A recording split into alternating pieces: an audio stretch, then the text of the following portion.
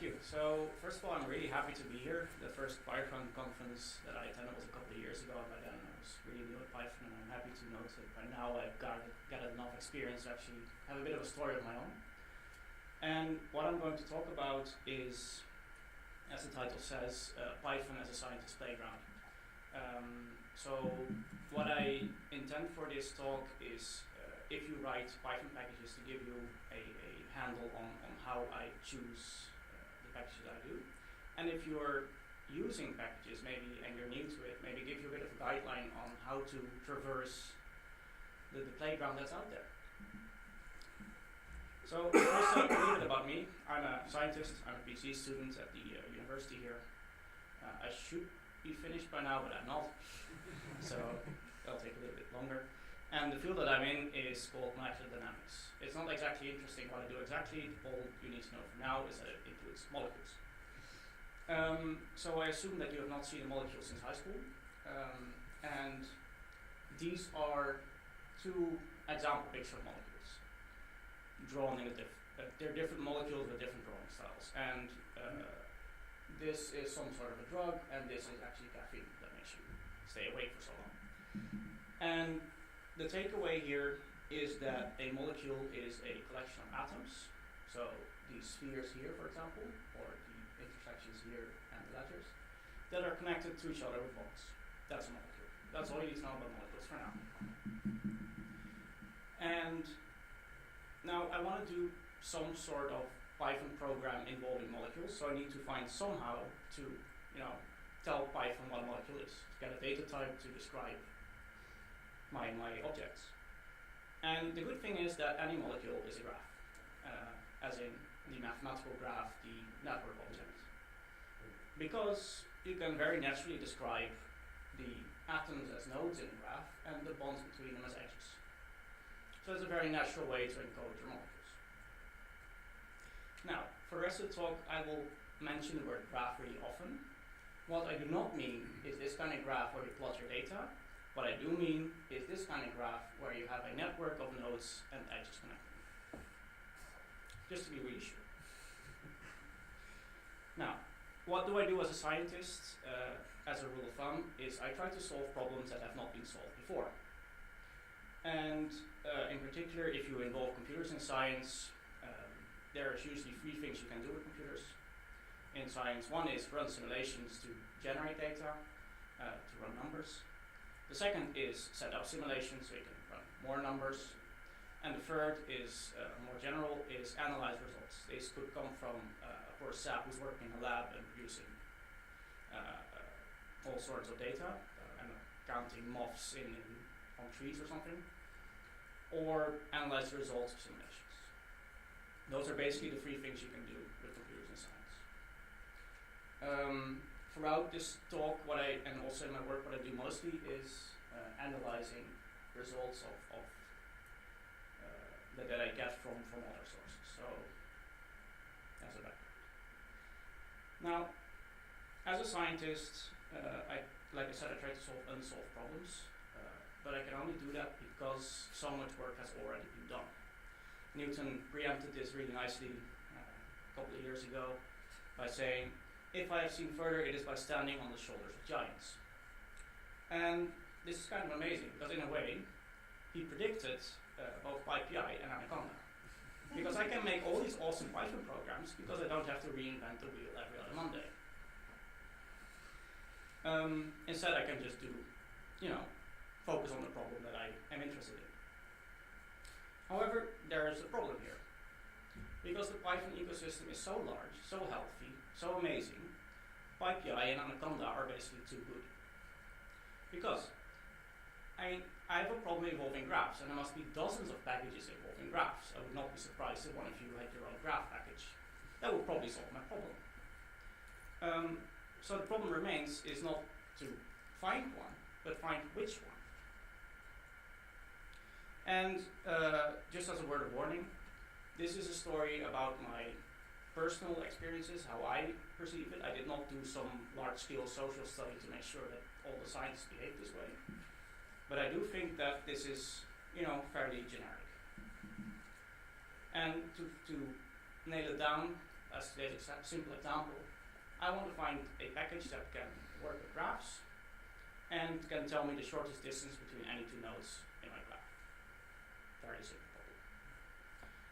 Now, the first thing I do is I Google my problem. I see if I can find a solution that already exists.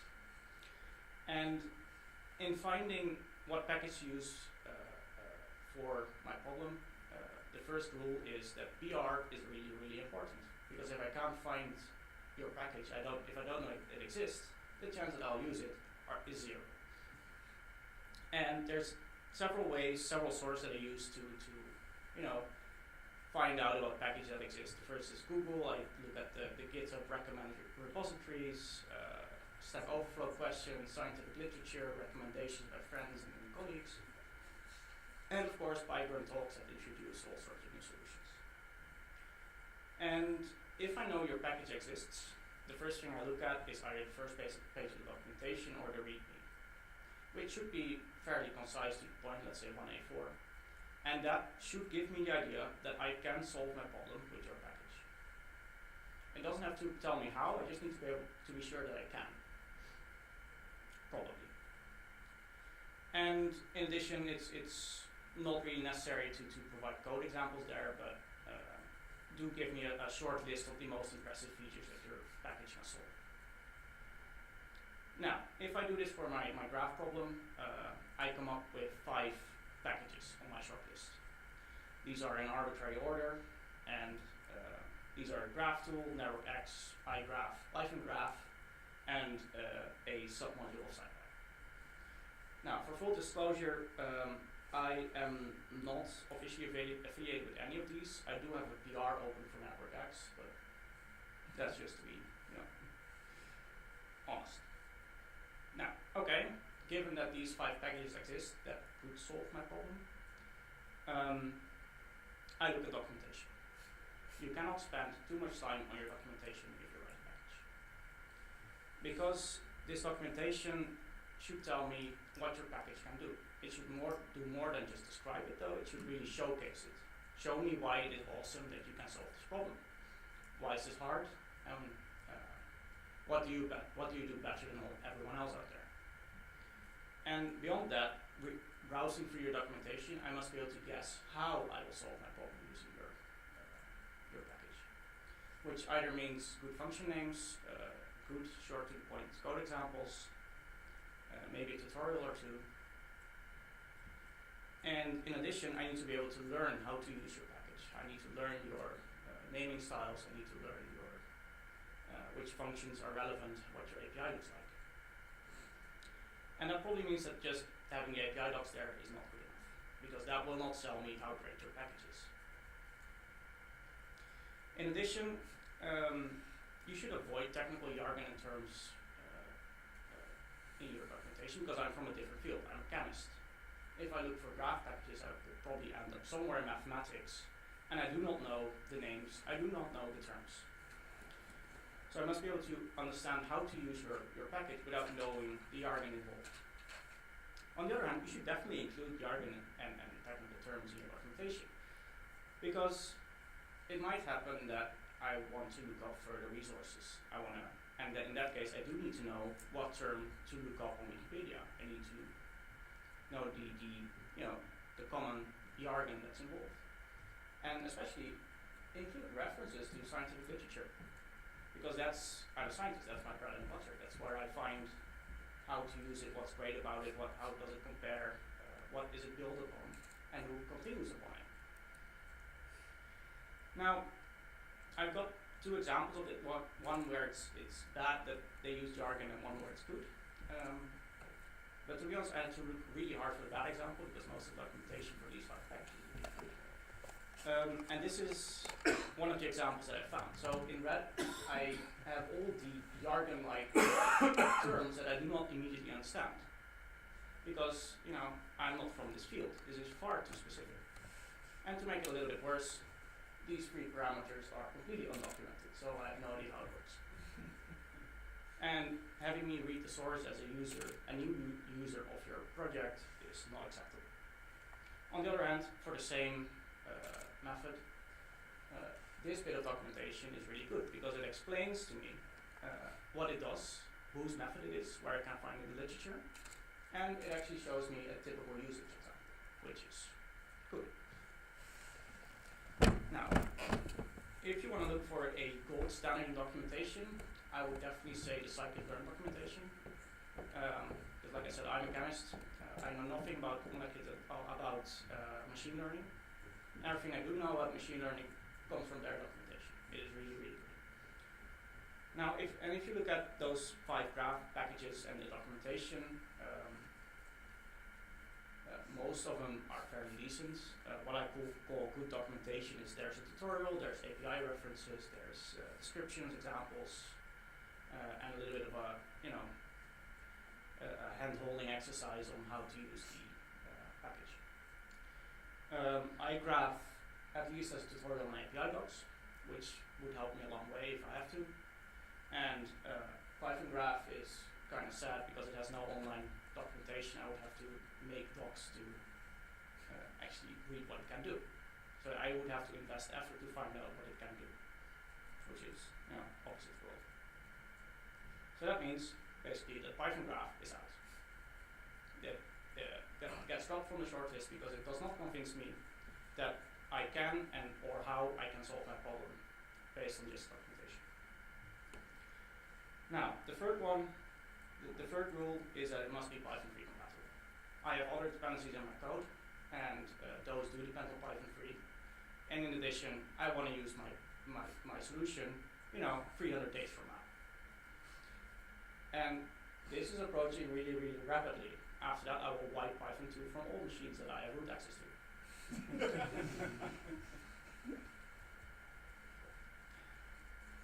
So, luckily, all these 4 packages are written, since the Stone Age and do work on Python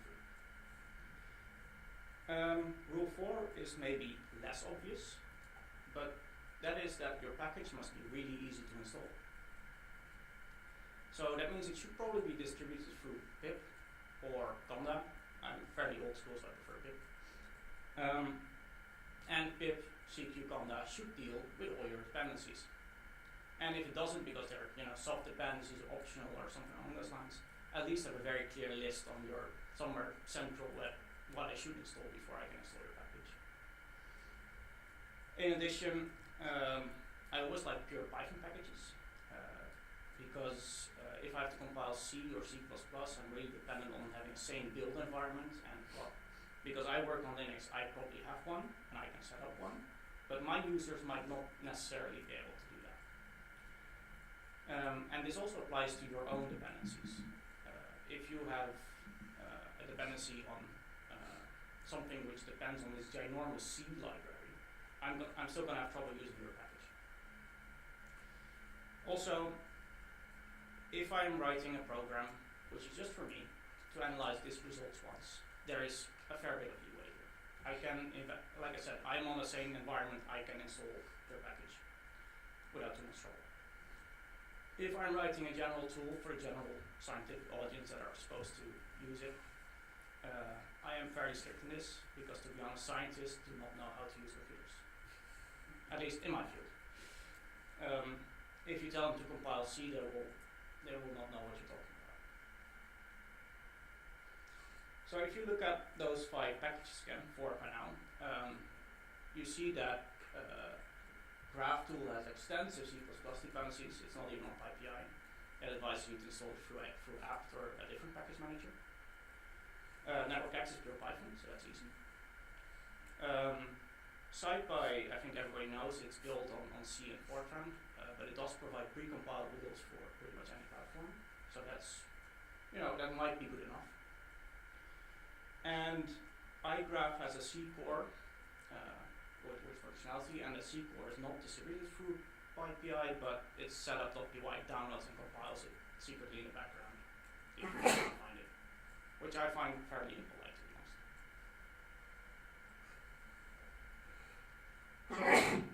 That only leaves 2 candidates, which is NetworkX and SciPy. Brings me to rule number 5. It must be versatile. If you have a package that can do everything, it makes me very happy. Because I do not know what my next problem is. And if I can use the same library to solve my next problem as well, I don't have to go through this whole cycle again. I don't have to research which packages are available, and I don't have to learn a new package. Also, it means fewer dependencies on my users, because they will only have to install the one thing. Of course, your documentation comes back here because it must reflect that it's capable of doing everything, which means listing the most amazing examples that you come up with. Because if you can do a complex example, I assume that you can do a simple one. Now, and in versatile means if it doesn't quite solve tomorrow's problems, then I should at least be able to expand upon it. Which probably means that since I'm a Python program, it should be written in Python. And the good news is that if it is expandable, if I can understand your inheritance structure, for example, I will happily scour literature on different packages for a solution to for tomorrow's problems, and I might even open a PR to expand upon your project. That's also how my NetworkX PR came up. Now, of course, if you are just a one person working on a small project instead of a 100-man team being paid to maintain software, you're not always lost. If you have a small project that solves one problem, solves it well, and is easy to understand, I will happily use it. A good example of this is conda-forge, which is a really small package. It's one Python file, and it exports 2 functions. I will happily use that if that fits my needs.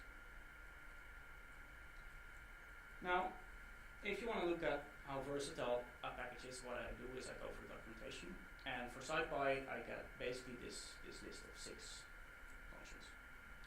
There's a few there. If you look at the online documentation, there's a few more, but those are all cheating because there are different methods of doing the short path. The NetworkX one doesn't even fit on one page. It just goes on and on and on and on.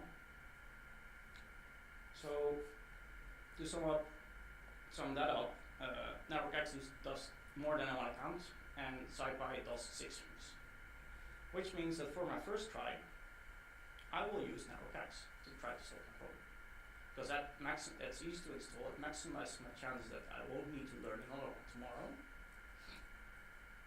And yeah, that's it. So if you have these 5 rules, they, I think, sum up fairly nicely what I do to select packages. So the first off is that PR is really, really important.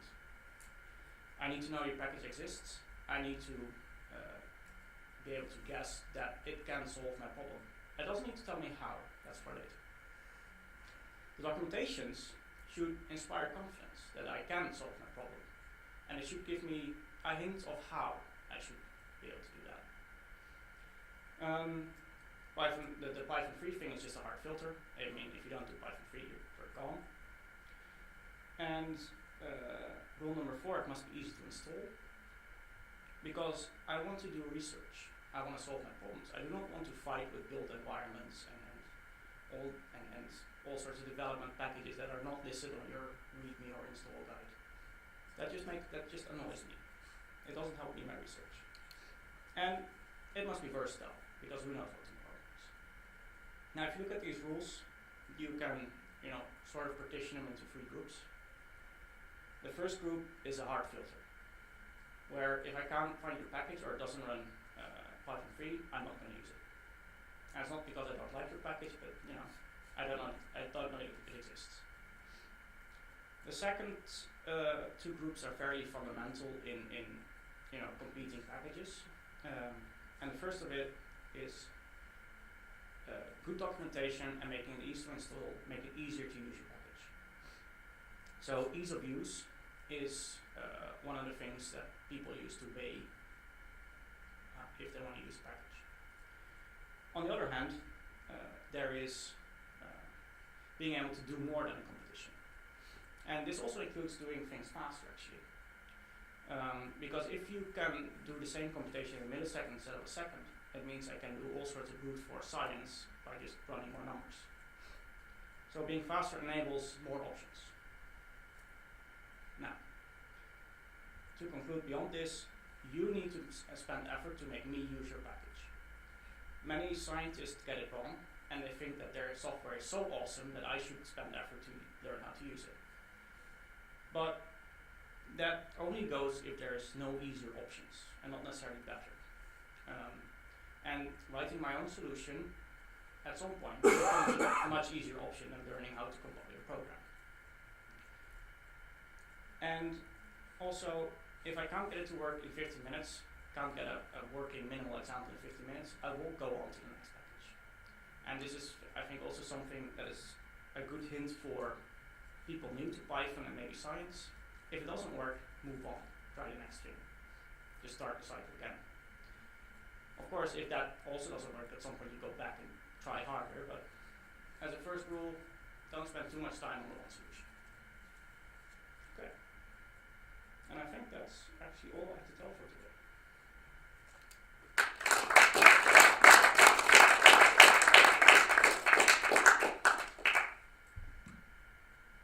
Questions? Yeah, I have two questions. How long does it, in case of your 5 packages, how long does it take you to go through all these steps?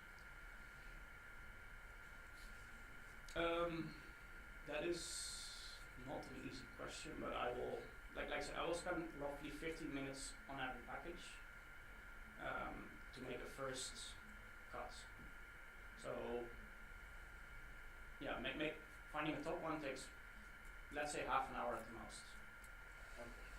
Because you have less than half an hour to convince me that your package is the best ever. And the second question is like, does rule 1 also conflict with rule 2? Because if you're talking about minimal PR, there's also a thing like maximum PR. For instance, if a colleague recommends you, like, use this package, it's absolutely great, but you then look at the documentation and say like, oh, this is quite a lot of jargon, quite complicated. Then I will drop it. Okay.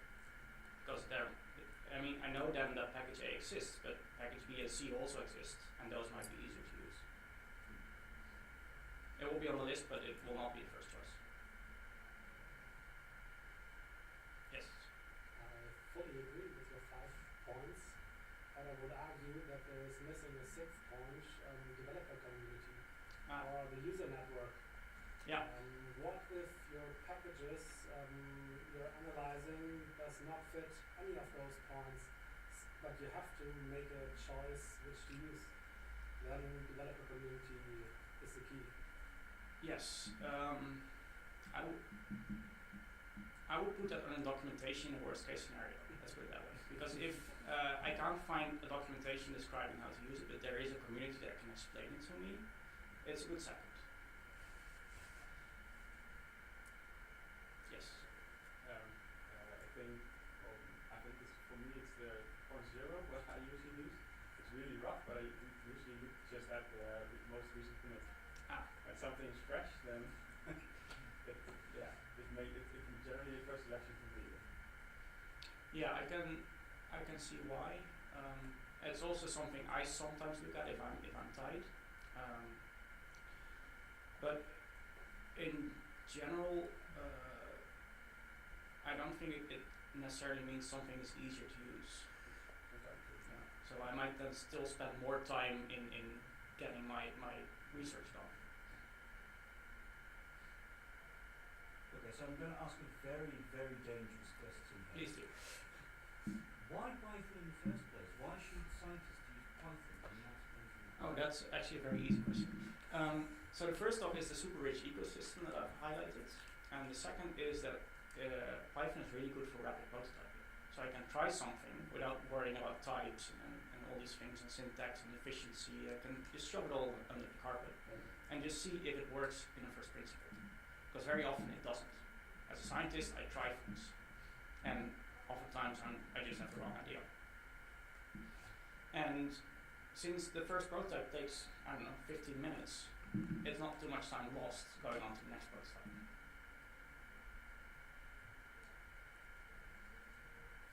Do you take things in account that are more nitty-gritty and maybe harder to grasp quickly, like for instance how fast it runs or security kind of things? Yeah, so security is in my field not really applicable because